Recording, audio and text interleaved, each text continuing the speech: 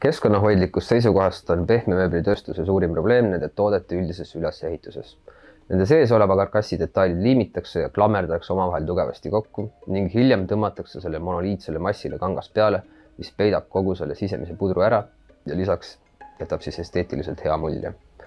2022. aasta alguses jõustunud keskkonnahoidlike riigihangete määrus sätestab, et riigihangetesse tarnitavad mööbliesemed peavad olema lahtivõetavad ehk demonteeritavad, et nende osasid oleks võimalik asendada eset kahjustamata.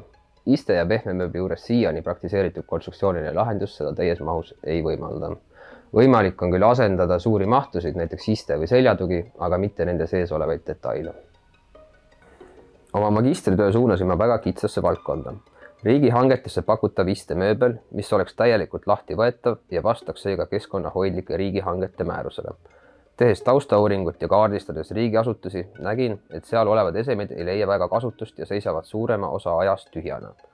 Kui nii, kas siis on üldse vaja nii palju materjale nende juures kasutada ja mida ma saaksin ära jätta? Demonteerimise ja keskkonnahoiu seisukohast oleks kõige targem ära jätta porolooni kasutamine ja katteriide püsivalt kinnitamine karkassi külge.